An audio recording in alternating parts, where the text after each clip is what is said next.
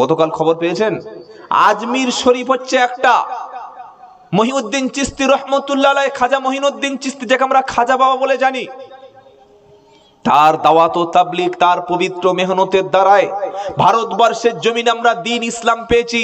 সেই আজমিরের মতো জায়গাটাকে, আজমিরের যে মাজার আছে, গতকাল এই নিয়ে মামলা হয়েছে। আজমিরের নিচে, আজমির শরীফের মাজারের নিচে নাকি শিবলিঙ্গ আছে। আপনারা খবরে পড়েননি? এই বাবা খবর দেখেননি? আজমির শরীফের মাজারের তলায় শিবের লিঙ্গ আছে। এখন লিঙ্গটা ধরবো কি করে, বার করব কি করে? প্রথমে সার্ভে করবে। সার্ভে করবে কারা? যারা প্রত্নতত্ত্ববিদ। প্রত্নতত্ত্ববিদের কাজ কি?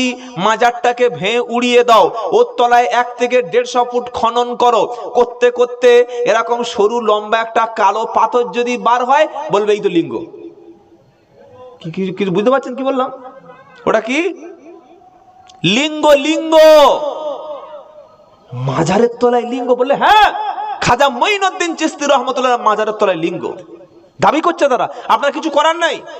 এই যে প্রথমে সাবধান করেছিলাম মুসলমান, ওয়াকফ যে বিলটা আজকের পাশ হচ্ছে, এই বিলের উদ্দেশ্য ভারতবর্ষের যত মসজিদ আছে, যতগুলো মাদ্রাসা আছে, যতগুলো ঈদগাহ আছে, প্রত্যেকটা ঈদগাহ তারা দখল করবে এবং প্রত্যেকটা মসজিদকে নির্দেশ দেবে এই মসজিদ তদন্ত করে দেখা হোক, নিশ্চয়ই এই মসজিদের তলায় কোনো না কোনো লিঙ্গ আছে, কোনো না কোনো মন্দির আছে, কোনো না কোনো মূর্তি আছে।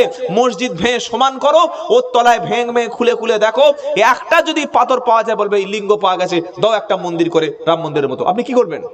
আপনি কি করবেন? সেজন্য এখন সময় এসেছে রুখে দাঁড়ানোর।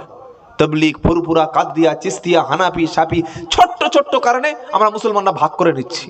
হ্যাঁ, ছোট্ট ছোট্ট ভুলের কারণে। এই পশ্চিম বাংলার জমিনে 14 থেকে 15টা পীর সাহেব আছে বাবা, আমি গেলে তারা জলসে আসে না। পীর সাহেব, তারা নাম করা পীর সাহেব, নাম বলবো না। কেন? বললে না, ও আমাদের দলের লোক নয়, ও যদি আসে আমরা দাওয়াত ক্যান্সেল করব। আমি ওই পীর সাহেবদের বলেছি, হুজুর, আপনার কোরআন যদি আলাদা হয়, আমার কোরআন যদি আলাদা হয়, আপনার নবী যদি আলাদা হয়, আমার নবী যদি আলাদা হয়, আপনার আল্লাহ যদি আলাদা হয়, আমার আল্লাহ যদি আলাদা হয়, তাহলে আমার সঙ্গে জলসা আসার কোনো দরকার নাই। আমরা তো সব মুসলমান, এক আল্লাহ, এক কোরআন, এক নবী, এক রসুল, আমাদের পয়গম্বর এক, আমাদের কিবলা এক। এরপরে আপনি কেন এই ভেদাভেদগুলো করছেন? সকলে বলুন আমরা ঐক্যর সঙ্গে থাকবো, বলুন ইনশাআল্লাহ। সময় সামনে খুব কম, যেদিন আপনার মসজিদের সামনে পোস্টার পড়বে, এই মসজিদ সার্ভে করা হবে। কেন? এই মসজিদের তলায় নিশ্চয়ই কিছু না কিছু আছে। কারা করছে? যারা দেশের শত্রু। আমাদের প্রধানমন্ত্রী দুদিন আগে বলেছে যে ওয়াকফ বলে কোনো জিনিস সংবিধানে নেই। আপনি অনেক হয়তো শোনেন নাই, বলেছে প্রধানমন্ত্রী যে ওয়াকফ বলে কোনো জিনিস সংবিধানে লেখা নেই। শুনে রাখুন মুসলমান, ভারতবর্ষের এমন সংবিধান, আপনার বাঁচার মরার লড়াই চলে এসছে। ভারতবর্ষের সংবিধান সংখ্যালঘু যারা মুসলিম, সংখ্যালঘু যারা বৌদ্ধ, যারা খ্রিস্টান, তাদের মসজিদের জায়গা, গুরুদুয়ারার জায়গা, চার্চের জায়গা, স্বাধীনভাবে ধর্ম পালন করার অধিকার আমাদের সংবিধান ভারতবর্ষের মুসলমানদের দিয়েছে। একটা মুসলমান যখন মসজিদ করে, পরের জায়গায় করে না, ওয়াকফ জায়গায় করে। ওয়াকফ জায়গা, ওয়াকফটা কি? কোন মুসলমান সেই জায়গা মসজিদ করতে পারে না যে পরের জায়গা দখল করে। ভারতবর্ষে একটাও মসজিদ নাই। আপনি দেখান একটা মসজিদ আছে, প্রথমে সেই জায়গাটা আল্লাহর নামে, সেই জায়গাটা আমরা লিখে দিই, আল্লাহর জন্য জায়গাটা ছেড়ে দিই, খাস স্বয়ং আল্লাহর জন্য। আল্লাহর জন্য খাস ভাবে জায়গা যখন আমরা করে দিই, ওটার নাম হচ্ছে ওয়াকফ সম্পত্তি। কথা বুঝতে পারছেন কি বললাম? ঈদগাহ, কবরস্থান, এটাও এইভাবে আমরা খাস করে দিই। এই সম্পত্তিগুলো দখল করে তারা ইচ্ছা মতো নেবে আর আপনার মসজিদগুলো ভেঙে ফেলবে। এখনো যদি আমরা মুসলমানরা আল্লাহকে না চিনতে পারি, এরকম কঠিন পরিস্থিতি যদি না আসে, তারপরে যদি আমরা সজাগ না হই, কবে আমাদের ঘুম ভাঙবে ভাই? কবে আমাদের ঘুম ভাঙবে? কবে আমাদের সজাগ হব আমরা? এই যে চায়নার কথা বলছিলাম না, চায়নার জনসংখ্যা পৃথিবীর সবচাইতে বেশি, একটাও চায়না বেকার নাই। কেন? তারা কাজ করে। চায়নার সরকার আজ থেকে 20 বছর আগে বলল যে যার 2টোর বেশি বাচ্চা হবে তাকে শাস্তি দেওয়া হবে। তারপরে দেখছে আস্তে আস্তে 1-2 বাচ্চা, দেশে কাজের লোক নাই, চায়না সরকার বলল না, আর 2টো বাচ্চা না, আবার 3টে করে বাচ্চা নাও। রাশিয়ার পুতিন প্রেসিডেন্ট একসময় বলেছিল রাশিয়া যে বাচ্চা বেশি হলে তার সমস্ত যা মানে দেশের যা কিছু সম্পদ সে ভোগ করে, ও পড়াশোনা করতে পারবে না, চিকিৎসা ছেলেদের হবে না, লেখাপড়া শিখতে পারবে না, বিদেশে দেশের কোনো সম্পত্তি সে ভোগ করতে পারবে না। রাশিয়া দেখলো এইভাবে যদি চলে, শুধু বয়স্ক লোক, বাচ্চা নেই, কাজের লোক নাই, শ্রমিক নাই, লেবার নাই, রাশিয়া এবার ঘোষণা করলো যার 10টা বাচ্চা হবে তাও তো 50 না কত লক্ষ টাকা তাকে পুরস্কার দেবে। জোরে বলুন সুবহানাল্লাহ। কি বলছেন? আজকে যারা বলে মুসলমানদের বাচ্চা বেশি, ওদেরকে জিজ্ঞাসা করুন, রবীন্দ্রনাথ ঠাকুররা ছিলেন 14 ভাই বোন, 14 ভাই বোনের মধ্যে রবীন্দ্রনাথ ঠাকুর ছিল 11 নম্বর। রবীন্দ্রনাথ ঠাকুরের বাবা তিনি যদি বলতেন যে আমার 2টো সন্তান নেব, একটা ছেলে একটা মেয়ে, আমরা বিশ্বকবি রবীন্দ্রনাথ ঠাকুর পেতাম না। আমাদের যে নরেন্দ্র মোদী সাহেব প্রধানমন্ত্রী, তারাও 6 ভাই বোন। শুনছেন? উত্তরপ্রদেশের যোগী মহাশয়, তারাও 5 ভাই বোন। আমাদের যে অটল বিহারী বাজপেয়ী, তারাও প্রায় 7 ভাই বোন ছিল। সুতরাং কলম তোলার আগে, আঙুল তোলার আগে নিজেদের দিকে একটু ভাববেন। এই বিশ্বাস কোনোদিন যেন আপনার মাথায় না আসে যে বাচ্চা যদি একটা বা দুটোর বেশি হয় খাওয়াতে পারবো না, ঘর বাঁধতে পারবো না। এই নিয়ত করে, এই মনোভাবে যদি কেউ বাচ্চা বন্ধ করে, হারাম কাজ করলো, নাজায়েজ কাজ করলো, গুনাহের কাজ করলো। কেন? ওয়ালা তাকতুলু আওলাদাকুম খাশিয়াতা ইমলাক নাহনু নারযুকুহুম ওয়া ইয়াকুম ইন্না কাতলাহুম কানা খিতআন কাবীরা। এটা 15 পারা 4th পৃষ্ঠা 2 নম্বর লাইনে 32 নম্বর আয়াত, সূরার নাম বানি ইসরাইল। আমার আল্লাহ বলছেন ওয়ালা তাকতুলু আওলাদাকুম খাশিয়াতা ইমলাক। হে মুমিন মুসলমান বিশ্ববাসী, তোমরা সন্তানদের খাওয়ানোর ভয় থেকে, বাচ্চা হলে মানুষ করে দেওয়ার ভয় থেকে, ওদের খাওয়াতে পারবো না, দায়িত্ব নিতে পারবো না, এই ভয়ে যেন ট্যাবলেট ক্যাপসুল খেয়ে কিংবা মায়ের পেটে বাচ্চা আসার পরে ইনজেকশন দিয়ে যেন বাচ্চাটা নষ্ট করে দিও না। যদি তোমরা রুজির ভয়ে বাচ্চা নষ্ট করে দাও, যদি তোমরা বাচ্চা যদি হত্যা করে দাও, শুনে রাখো নাহনু নারযুকুহুম ওয়া ইয়াকুম, আমি আল্লাহ বাচ্চাকেও রুজি দিই, আবার তোমার রুজিটা তোমাকে দিই। আল্লাহ পাক শোনাচ্ছে ইন্না কতলাহুম কানা খিতআন কাবীরা, নিশ্চয়ই এই রকম হত্যা করা, বাচ্চাকে কতল করা হলো বিশাল বড় কবিরা গুনাহ। আজ মুসলমানের বাড়িতে পয়সার অভাব নাই, টাকার অভাব নাই। আগে তো মানুষের খাওয়া হতো না, তারপরে 5টা 6টা বাচ্চা মানুষ করা সম্ভব হয়েছে। এখন পোল্ট্রির বাচ্চা একটা কিংবা দুটোর বেশি ডিম আর ফুটবে না। একটা ছেলে একটা মেয়ে, ছেলেটা চলে গেল মিশনে, আর মেয়েটা বড় হলো কাজের লোকের সঙ্গে কিংবা অন্য ছেলের সঙ্গে পালিয়ে গেল। এই বুড়ো বুড়ি ভিক্ষা করা ছাড়া কোনো উপায় নাই। দুপুরবেলা এসে বলছে মাগো 2টো ভিক্ষা দাও। চাম্পাহাটি আমি থাকি। একদিন চাম্পাহাটি বাজারে গেলাম একটা দরকারে, একটা বৃদ্ধা মানুষ দেখি বসে বসে বট গাছের তলায় অটো স্ট্যান্ডে বসে বসে কাঁদছে। তো প্রথমে মানুষের পোশাক দেখলে তো বোঝা যায় যে লোকটা একটা ফকির, সত্যি না স্ট্যান্ডার্ড ঘরে ছেলে, বোঝা যায় না? যায় না মানে মেয়েটা অত্যন্ত একজন ভদ্র টাইপের মেয়ে, বসে বসে কাঁদছে। বলছে বাবু একটু খাবারের ব্যবস্থা করুন। খুব ভদ্র তো, পয়সালা ঘরের মেয়ে, হাতের সবকিছু রয়েছে, জামা কাপড় সেরকম বোঝা গেল। তো আমি কাছে গিয়ে বললাম মা আপনার ছেলে মেয়ে নাই? ঝরঝর করে কাঁদছে, বলছে সকাল থেকে আমি ক্ষুধার্ত, বাবা একটু রসগোল্লা, বলে একটু মিষ্টি কিনে দিই, একটু সিঙ্গাড়া, বলে না সিঙ্গাড়া খাই না, একটু মিষ্টি এনে দেন। তা আমি 50 টাকা দিলাম, ওই টোটো ওলাওয়ালাকে বললেন ভাই একটু খাবার এনে দাও, ওরা আবার কিছু খাবার টাবার এনে দিল। মেয়েটা বলছে আমার ছেলে চাকরি করে, মেয়েটাও বিদেশে পড়াশোনা করে, বিদেশে সেও জামাই ভালো চাকরি করে, গড়িয়ায় ওই নরেন্দ্রপুর ওখানে বাড়ি। মা একটু অসুস্থ হয়ে গেছে, সন্তানগুলো বাড়ি থেকে মারতে মারতে মাকে বার করে দিয়েছে। এটা মূর্খ পরিবারের কথা বলছি না, শিক্ষিত পরিবারের কথা বলছি। আজ যতগুলো ছেলে শিক্ষিত হচ্ছে, ডাক্তার হচ্ছে, মাস্টার হচ্ছে, ওর মধ্যে ধর্মের শিক্ষা না থাকার কারণে বাপ মায়ের সঙ্গে ছাগল গরু জানোয়ারের মতো ব্যবহার করছে। এরা মানুষ কোনোদিন? এরা মানুষ? কিন্তু গরিব মানুষ যার বেশি 3টে 4টে বাচ্চা আছে, কেউ না কেউ অন্তত আপনাকে দেখবে। আর আপনি আল্লাহ যে রাজ্জাক, রুজি দেনেওয়ালা, এই বিশ্বাস থেকে সরে এসে আপনি একটা ছেলে একটা মেয়ে ব্যাস এমন লাইন বন্ধ করে দিলেন, ও কিয়ামত পর্যন্ত বাচ্চা হওয়ার কোনো রাস্তা নাই। কি গো বাবাজিরা, ওই ছেলে তাড়িয়ে দিল, ওই মেয়ে যখন বিয়ে হয়ে গেল, ভিক্ষা করা ছাড়া আপনার কোনো উপায় নাই। তাই আল্লাহ বলছে সন্তান হত্যা করা কবিরা গুনাহ জায়েজ নাই। যত মা এসছেন, আল্লাহ যতগুলি বাচ্চা আপনাকে দেবে প্রত্যেকটি বাচ্চাকে বড় নেয়ামত মনে করে নেবেন, কারণ রুজির দায়িত্বটা আমার আল্লাহর হাতে, আপনার হাতে না। জোরে বলুন সুবহানাল্লাহ। নবীকে প্রশ্ন করা হলো সবচাইতে বড় গুনাহ কি? আমার নবী বললেন আল্লাহর সঙ্গে শিরিক করা, অথচ ওই আল্লাহ তোমাকে সৃষ্টি করেছেন। জোরে বলুন। তারপরে জিজ্ঞাসা করলো কি? আমার নবীজি বললেন তুমি রুজির ভয়ে বাচ্চাকে হত্যা করে দেবে, এই ভয়ে তোমার বাচ্চা তুমি নেবে না, যে বাচ্চা বড় হয়ে তোমার পাতে প্লেটে বসে দুটো খাবে।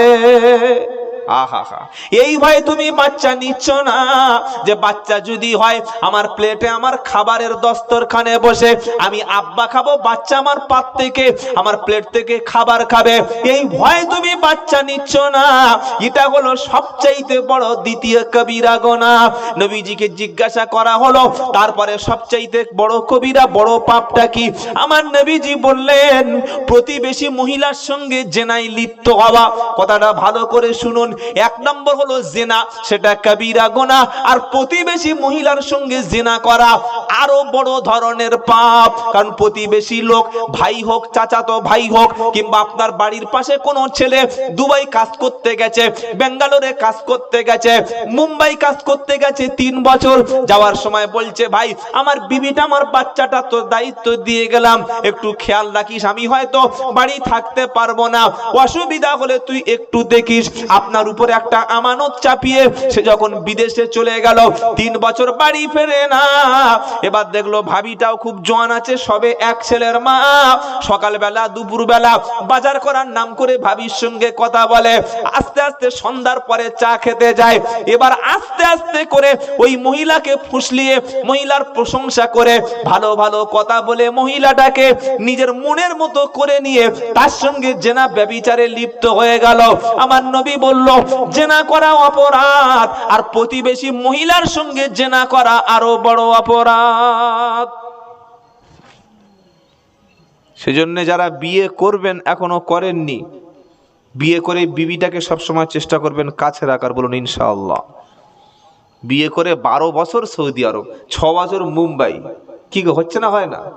কোনো খবর নাই, ওখানে ফোন করলে বউ থাকবে? খ্যাপা কথা করে। কে আপনাকে বিয়ে করতে বলেছে? বিয়ে করছে, বউর সঙ্গে কোনো সম্পর্ক, চলে গেছে বছরের পর বছর, মাসে 3 বছর 4 বছর বিদেশে। এটা করবেন না। বর্তমান জামানা, বর্তমান যুগটা বড় ফিতনার যুগ, কথাটা মাথায় রেখে দেবেন। আর যে বাড়িতে গেলে আপনার স্ত্রী, যে বাড়িতে একটা মেয়ে ছেলে একা আছে, ইসলাম বলছে ওই বাড়িতে তুমি যেন প্রবেশ করো না, যদি স্বামী না থাকে। স্বামী নেই সেই বাড়িতে গিয়ে ঘন্টার পর ঘন্টা গল্প করছো, তোমার জন্য জায়েজ না। একটা নারী আর একটা পুরুষ যখন গল্প করে, 3য় নম্বর সেই জায়গায় প্রবেশ করবে শয়তান প্রবেশ করে। শয়তানের কাজ নারী আর পুরুষ এক জায়গায় গল্প করলে দুজনকে তাহাজ্জুদ নামাজ পড়িয়ে বাড়ি চলে যাওয়া, তাই তো নাকি? বুঝতে পারছেন না কি বললো? কি করাবে? বলবে দুজনে তাহাজ্জুদের নামাজ পড়, দুজনে জিকির কর, তাই তো? আস্তে আস্তে ঘনিষ্ঠ করিয়ে জেনার কাজ করিয়ে দিয়ে জীবন যৌবন ঈমান শেষ করে দিয়ে শয়তান চলে যাবে। বাবাজিরা, আল্লাহ ওয়ালা ভাইরা, বড় সাবধান হয়ে যান। তাই কোন মুসলমান, আমরা বাচ্চা আসবে, এই বাচ্চাকে হত্যা করার মতো কোনো কাজ যেন আমরা না করি। আল্লাহ হেফাজত করুক। সকলে জোরে বলুন আমিন। রুজির মালিক তাহলে কে বললাম? জোরে বলুন আল্লাহ। দোকান কখনো আপনার খাওয়াতে পারে না। কত দোকানদার কোটি কোটি টাকা ইনকাম করে, সুগার, ক্যান্সার, এমন অবস্থা, বৃদ্ধ বয়সে ভিক্ষা করেই খেতে হয়েছে। সবচাইতে সুখে কারা থাকে জানেন? 5 ওয়াক্ত ফরজ নামাজ পড়ে, হালাল খাদ্য খায়, সত্য কথা বলে, বিবি বাচ্চা নিয়ে সংসার করে, তার মতো সুখী মানুষ এই পৃথিবীতে আর কেউ নাই। বেশি খাওয়ার লোভ করবেন না, লোভ করলেই আপনাকে মরতে হবে। কি গো, যারা খালি মাল জমা করে, মাল খরচ করে না, মাল খালি গোনে আর খায় না, তাদের জন্য কঠিন শাস্তি আছে, জানেন না? ওয়াইলুল লিকুল্লি হুমাযাতিল লুমাযা আল্লাযী জামাআ মালাও ওয়া আদ্দাদা ইয়াহসাবু আন্না মালাহু আখলাদা কাল্লা লা ইউমবাদান্না ফিল হুতামা ওয়া মা আদরাকা মাল হুতামা নারুল্লাহিল মুকাদা আল্লাতী তাত্তালিউ আলাল আফইদা ইন্নাহা আলাইহিম মুসাদা ফি আমাদিম মুমাদ্দাদা। আল্লাহ বলছেন ধ্বংস তাদের জন্য যারা সামনে পিছনে নিন্দা করে। আচ্ছা না বাবা, সামনে তোমার সালাম দেবে বড় ভাই, আর পিছনে চলে গেলে বলবে এবার বাঁশানো পিছনে দিয়ে যায়। কি গো, সালাম দিচ্ছে, সালাম আলাইকুম ভাই, এসো এসো এসো, চা খাও চা খাও। চাকে যখন চলে গেল সারা পাকা চিটিং বাজে, পাক্কা চিটিং বাজ, একদম বাজলো। এরকম লোক সমাজে আছে না নাই? সামনে সালাম দিচ্ছে আর পিছনে গীবত করছে, আবার সামনেও লোকের অপমান করে। সমালোচনাকারীরা অধিকাংশ জাহান্নামে যাবে। তাই জুবানকে আমরা হেফাজত করব। ওয়াইলুল লিকুল্লি হুমাযাতিল লুমাযা। আল্লাহ বলছেন ধ্বংস তাদের জন্য সামনে যারা নিন্দা করে পিছনেও নিন্দা করে, পিছনে চলে গেলে সমালোচনা গীবত। এ পাপটা যার নামে আপনি গীবত করেছেন, যার নামে কুৎসা উঠিয়েছেন, ও যতক্ষণ না ক্ষমা করবে, ওর কাছে যতক্ষণ না ক্ষমা চাইবেন, এই পাপটা আমার আল্লাহ কখনো ক্ষমা। জোরে বলুন। আর সবচাইতে গীবত হয় কোথায়? চায়ের দোকানে বেশি। চায়ের দোকানে চা খাওয়ার পরে ইমাম সাহেবকে দিয়ে শুরু হয়, আমাদের ইমাম সাহেব এত মোটা হচ্ছে কি করে, একজন বলছে বুঝলেন, আমাদের ইমাম সাহেব এত ফুলছে কি করে। পাশের লোক বলছে আরে ফুলবে না, ও 5 বাড়ি খায়। কবাড়ি? জোরে বলো। আর ইমাম সাহেবের খাবার কেউ খারাপ দেবে, ভালো খায় তাই ফুলছে। ইমাম সাহেব জোরে হাঁটার উপায় নাই, জোরে হাঁটলে বলবে এক বাড়ি খেয়ে পোষায় নাই, আরেক বাড়ি খেতে যাচ্ছে। আস্তে হাঁটলে বলবে মাল এমন খেয়েছে হাঁটতে পারে না। কি বলবে না? বলবে না। খুব বিপদ আমাদের, খুব বিপদ। বাবাজিরা, আল্লাহওয়ালা ভাইয়েরা, আপনি যদি কারোর পিছনে গীবত করেন, কারোর সমালোচনা করেন, আমার আল্লাহ তাই সাবধান করে দিচ্ছে, ইয়া আইয়ুহাল্লাযীনা আমানু ইন্না কাসীরাম মিনায-যন্নি। হে বিশ্বাসী ইমানদারেরা, তোমরা শোনো, নিশ্চয়ই কোন ধারণা হলো পাপ। তোমরা পাপ, এই পাপ থেকে বেঁচে থাকো। কোন পাপ? কুধারণা করা থেকে বেঁচে থাকো। আমরা অনেক মানুষের পিছনে ধারণা করি। একটা লোক খেটে খেটে একটা বিল্ডিং তৈরি করেছে, সারা জীবন পরিশ্রম করে দামি গাড়ি একটা কিনেছে। পাড়ার লোক বলছে মনে হয় 2 নম্বরই টাকা আছে, তা না হলে গাড়ি বাড়ি হতো না। কি বলে না? বলে না? এই যে পিছনে সমালোচনা করা, পিছনে ধারণা করা, আল্লাহ বলছে ইন্না বাদায-যন্নি ইসমুম। কোন ধারণাই হলো কঠিন পাপ। কুধারণা থেকে তোমরা সব সময় বেঁচে থাকো। স্বামী সারাদিন কষ্ট করে টাকা উপার্জন করে বাড়ি যখন ফিরেছে, মায়ের সঙ্গে দেখা করতে গেছে, মা কেমন আছো? স্ত্রী তখন ঘর থেকে বলছে কি ব্যাপার, আগে আমার কাছে আসলো না, মায়ের কাছে আসলো। তার মানে যে মাল কোটা ইনকাম করেছে মায়ের হাতে, জোরে বলো, দিয়ে দেবে। এবার মায়ের কাছ থেকে যখন বিবির কাছে গেল, মা মনে মনে করছে কি ব্যাপার, সন্তান আমার কাছে বেশিক্ষণ বসলো না, মনে হয় বিবির জন্য কিছু খাবার নিয়ে চলে এসেছে। আমরা প্রত্যেকে দেখবেন সব সময় খারাপ ধারণা করি। একটা যুবক ছেলে যদি একটা 30 বছর 28 বছরের মেয়েকে গাড়ির পিছনে নিয়ে বসিয়ে যায়, পাড়ার ছেলেরা তখন বলবে দেখেছিস কি সুন্দর মেয়ে নিয়ে যাচ্ছে। আরে এত সুন্দর মেয়ে এর কপালে কি করে হলো? নিশ্চয়ই কোনো একটা ঘাবলা কেস আছে। কিন্তু খবর পাওয়া গেল ওটা ওর নিজের কলিজার টুকরা। জোরে বলো, বোন। কলিজার টুকরা বোনকে তুমি খারাপ ধারণা করে দিলে। তাই আল্লাহর কোরআন বলছে তোমরা ধারণা করা থেকে, কুধারণা থেকে সব সময় বেঁচে থাকো। মনের মধ্যে ওয়াসওয়াসা আসবে, খারাপ ধারণা তোমরা করো না। জাহান্নামে যাওয়ার প্রথম কারণ হলো কি বললাম? ওয়াইলুল লিকুল্লি হুমাযাতিল লুমাযা আল্লাযী জামাআ মালাও ওয়া আদাদা। সামনে পিছনে যারা নিন্দা করে আর মাল উপার্জন করে, মাল শুধু জমিয়ে যায়, খালি টাকা গুনে জমা করছে, শুধু জমা করছে, খায় না, দান করে না, পোশাক ভালো পরে না, শীতের সময় শীতকালে ঠক ঠক করে কাঁপছে, একটা চাদর পর্যন্ত কেনে না, বাড়িতে জীবনে কোনোদিন মাংস গোশ কেনে না, ভালো মাছ খায় না, আর বিয়ে বাড়িতে আসলে এমন খাওয়া খাবে কোমরে লুঙ্গি।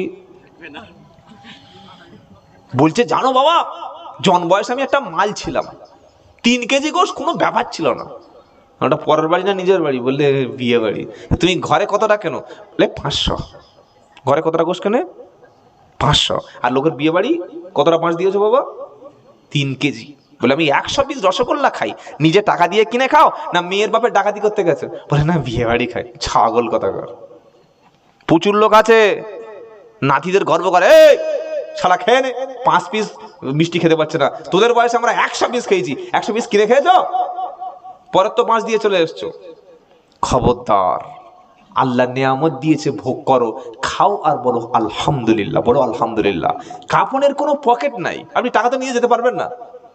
কি গো, প্রচুর মানুষ আছে খায় না, জীবনে ভালো খাবে না। এই পচা খাবার কোনটা, পচা আপেল, সবচাইতে কম দামি খাবারটা। হাটে গিয়েছে বেগুন কিনতে, টিপতে টিপতে সে বেগুনের জীবন হাফ বার করবে। আলুটা রকম কম দামি, 32 টাকা আলু নেবে না, 28 টাকার আলু কিনে আনবে, 4 টাকা বাঁচাচ্ছে। হ্যাঁ, একটা ভালো লুঙ্গি পর বাবা, মাসে 30,000 টাকা ইনকাম, এমন লুঙ্গি পরেছে, গোসল করে উঠেছে প্রয়োজন একদম। ক্যামেরা, সব মেয়েরা বলছে শালা মাল দেখেছো কি পরে ঘুরছে, ছি ছি ছি ছি ছি, তওবা তওবা তওবা। এত টাকার মালিক জীবনে কোনোদিন ভালো টুপি মাথা দেয় না, মসজিদের ভাড়াটে টুপি মাথা দেয়। কি গো, প্লাস্টিকের টুপি, যাচ্ছে খাপাস, মাথায় হাপাস, নামাজ হয়ে গেল খপাস, বেঁচে থাকলে সামনের সাথে দেখা হবে। টুপি নাই, টুপি জোটে না। জানাজার নামাজে গিয়েছে, ওই পকেটে শিকনি মোচা, দুর্গন্ধ রুমাল, কোথায় ঘামটা মুছে মাথায় জড়িয়ে আল্লাহু আকবার। ফেরেশতা বলে মালটার মেরে বার কর, আগে বার কর। এই জানাজার নামাজের দ্বারা হবে? কি সর্বনাটা, টুপি পর্যন্ত কেনে না, ভালো জুতো কেনে না। বাড়ির পাশে জুমা মসজিদ, যেই জুতো ছিঁড়ে যায় সঙ্গে ভালো মানুষ মসজিদ থেকে চলে আসে, এত বড় ছাঁচড় মাল। এটা ঠিক না। শরিয়াতের নিয়ম শুনে রাখুন। আল্লাহ বলছেন তুমি যখন নামাজ পড়তে আসবে কেমন ড্রেস পরবে। ইয়া বানি আদম খুদু জিনাতাকুম ইনদা কুল্লি মসজিদ কুলু ওয়াশরাবু ওয়ালা তুসরিফু ইন্নাহু লা ইউহিব্বুল মুসরিফিন। জোরে হবে না? নারাই তাকবীর, নারাই তাকবীর। 8 নম্বর পারা 13 নম্বর পৃষ্ঠা 1 নম্বর লাইন 31 নম্বর আয়াত, সূরার নাম আরাফ। ইয়া বানি আদম, হে আদমের বেটার, আদমের সন্তান। আমরা কার সন্তান? জোরে বলুন, কার সন্তান? আমরা নবীর আওলাদ। কার আওলাদ? নবীর আওলাদ। এই যে একটা লোক কুয়ায় পড়েছে, এখন কিছু লোক বলে আমি পীরের বেটা, আমি পিজ্জাদা, আর সকলে মনে করে বিশাল কিছু ব্যাপার। আরে পীরের বেটা কি মর্যাদা আছে যদি তার মধ্যে ইলিম না থাকে? কি গো, শুনছেন আপনারা? পীরের বেটা বলে এত তাকে চাগিয়ে ধরেছে, এমন ভাবে তাকবীর দিয়ে আনছে, মনে হয় যেন এর মতো মাল পৃথিবীতে একটাও নাই। আর স্টেজে উঠে প্রথম খুতবাটাই ভুল পড়ছে। পীরের বেটা, পীরের বেটা হোক আর হাজি সাহেবের বেটা হোক, গাজী সাহেবের বেটা হোক আর মুফতি সাহেবের বেটা হোক, আমির সাহেবের বেটা হোক আর ওলির বেটা হোক, কবর কিন্তু কোন পীরের বেটা কোন নবীর বেটা কবর চেনে না। আমল ভালো রেহাই, আমল নাই কাপন খুলে উদুমে পেটাই। মনে থাকবে ইনশাআল্লাহ। একটা লোক কুয়োয় পড়েছে, কুয়ো পড়ে কেউ তুলছে না, বলছে বাবা আমার বাঁচিয়ে নাও, বাঁচিয়ে নাও, আমি নবীর আওলাদ। তখন ছেলেরা বলছে তুল তুল তুল, নবীর আওলাদ পড়েছে, না তুললে আল্লাহর কাছে দায়ী হয়ে যাব। তো পরে জানতে পারা গেল ছেলেটা মুচির ছেলে। মুচি কার ছেলে বলো? মুচি, মুচি ম্যাথর। তখন বলছে এই তোর নাম কি রে? বললে শ্যামল। শ্যামল কি? বলে শ্যামল মাইতি। শ্যামল কি বলো? মাইতি। টাইটেল আছে না আমাদের, জানো না? তো বললে তুই বলি নবীর ছেলে। বলে কেন, আদম আলাইহিস সালামের সন্তান আমরা নই? শালা, এইরকম বোকা বানিয়ে দিলি। ওই যে আমার নবীর ছেলে, নবীর আওলাদ। তখন একদল লোক বলছে আমি পিজ্জাদা। কোনো পরিচয় নেই, পীরের রক্ত না, পিজ্জাদা হয়ে গেল। গাড়ির সামনে আবার পিজ্জাদা লিখে রেখেছে। বলছি ভাই লিখছিস ভাই লেখ, কিন্তু কবরে কিন্তু পিজ্জাদা বললে খুব ঠেঙাবে। কবরে যদি বলিস পীরের বেটা, আমল ছাড়া কবর চিনবে না। যদি বলি হাজি সাহেবের বেটা, আরে নবীর ছেলেকে কবর ছাড় দেয় নাই। নূহ নবীর ছেলেকে ধরেছে, ধরেছে না ধরে নাই? শুধু ধরেছে, চুবিয়ে চুবিয়ে আল্লাহ মেরেছে। জানেন না কোরআনে আছে? এই বাবাজিরা, পীরের ছেলে পীরের বেটা এসব পরিচয় কবর ছাড়বে না। ঈমান আছে, আমল আছে, কবরে কোনো ডিস্টার্ব করবে না। জোরে বলুন সুবহানাল্লাহ। তা আল্লাহ কি বলছে? ইয়া বানি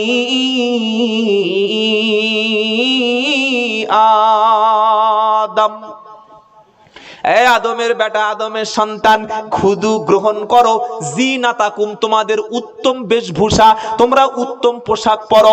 সবচাইতে দামি পোশাক না, সুন্দর পোশাকটা পরো।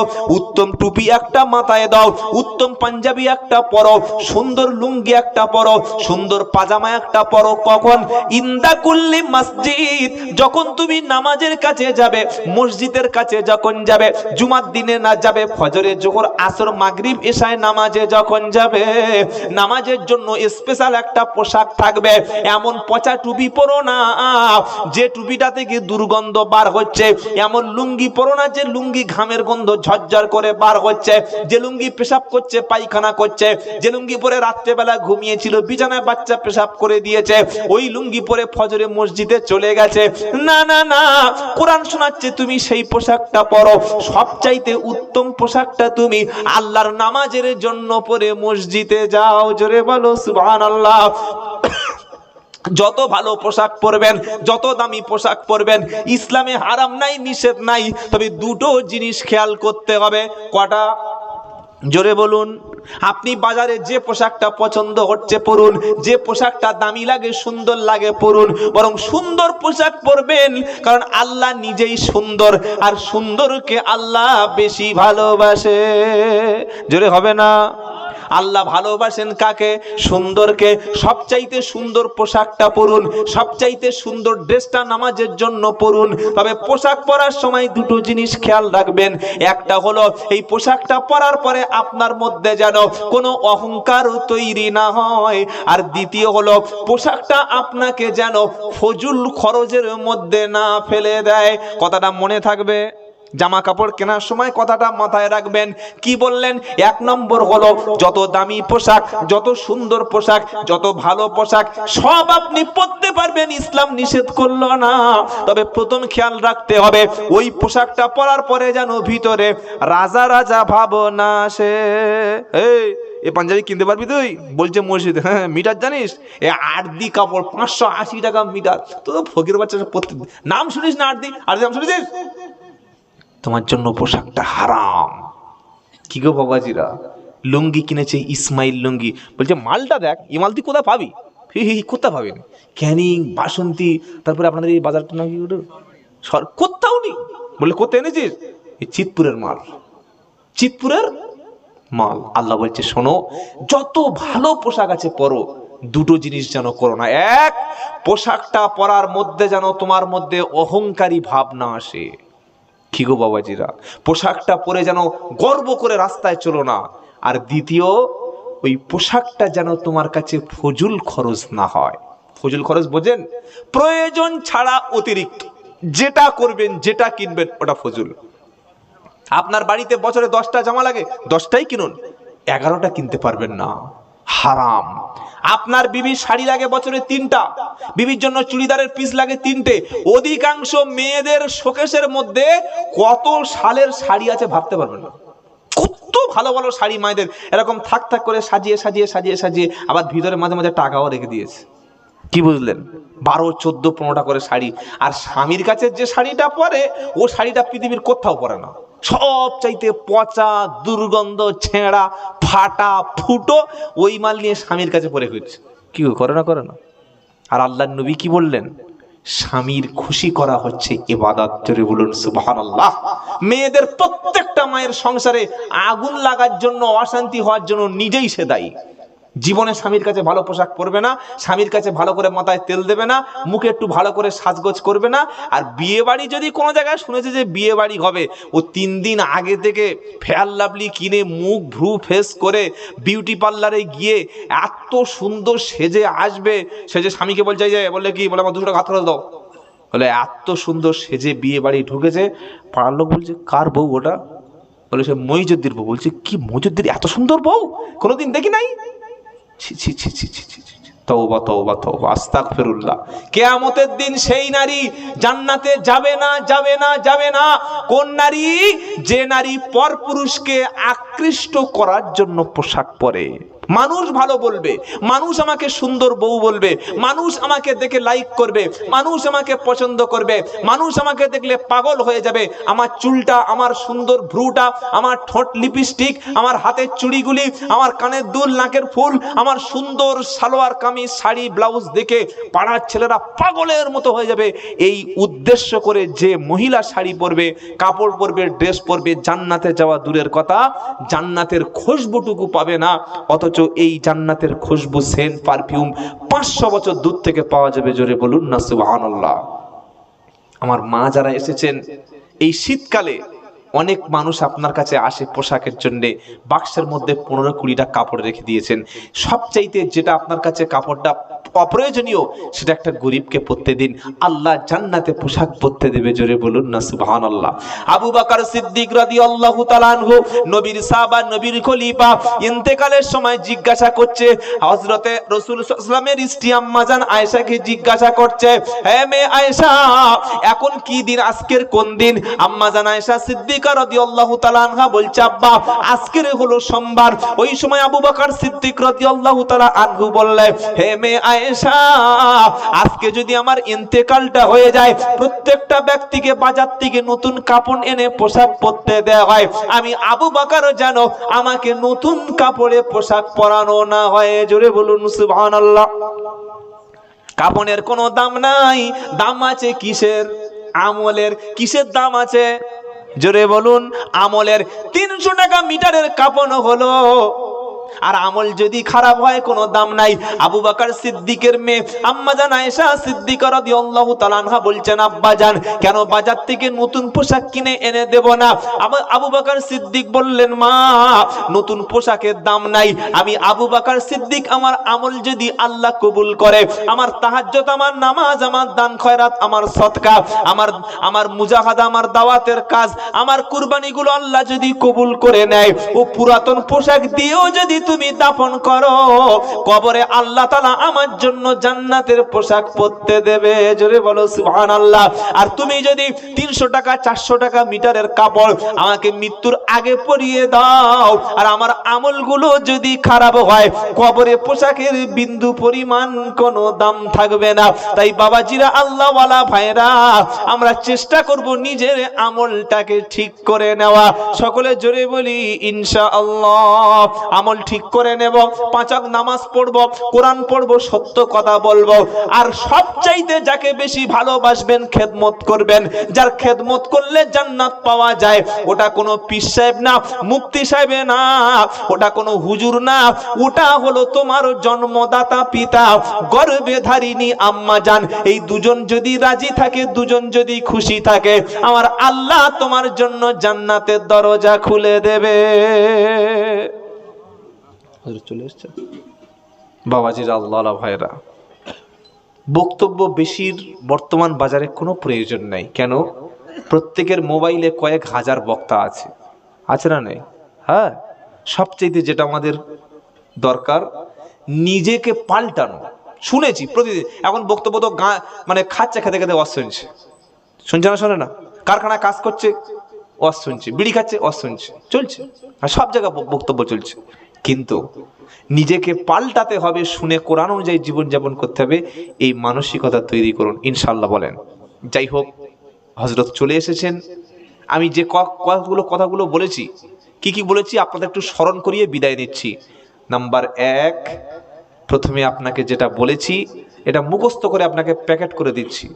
সেটা হলো, মসজিদের যে যোগ্য ইমাম আছে, সেই ইমামের কাছে বসে আপনি নিজে কোরআনটা সহি করে নিন।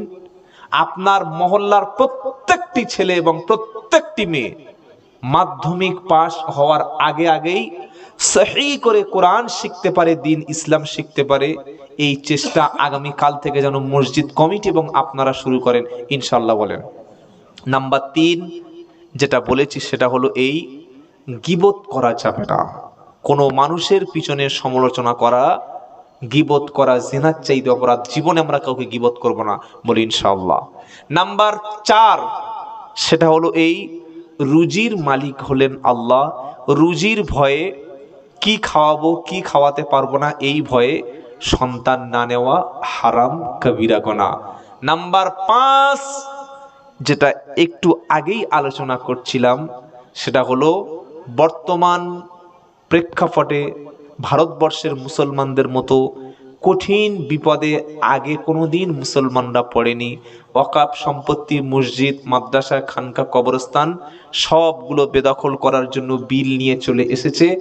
ঐক্যর সঙ্গে থাকবেন। আপনি ফুরফুরা করছেন, তাবলীগ করছেন, জামাত ইসলাম করছেন, আপনি হানাফি, শাফি, মালিকি যে দল করছেন করুন, দাবি দাওয়া আদায়ের ক্ষেত্রে, ইমানের ক্ষেত্রে আমরা সকলে একই কলেমার ভাই। ইন্নামাল মুমিনুনা ইখওয়া, বলুন ইনশাআল্লাহ। হযরতকে বসিয়ে রেখে একটা দুটো কথা বললাম, ক্ষমা করবেন। যতগুলো কথা আমরা বলেছি, আল্লাহ তাআলা প্রত্যেকটি কথা আমাদের জীবনে আমল করার তৌফিক দিন। সকলে বলুন আমিন। আর সকলে আমার সঙ্গে ওয়াদা করুন তো, যার জীবনে নামাজ কাজা করবো না, বলি ইনশাআল্লাহ। বলেন ইনশাআল্লাহ। প্রত্যেকে কোরআন শিখবো, বলি ইনশাআল্লাহ। আজ থেকে বাপ মাকে সবচেয়ে বেশি মর্যাদা দেবো, ভালোবাসবো, বলি ইনশাআল্লাহ।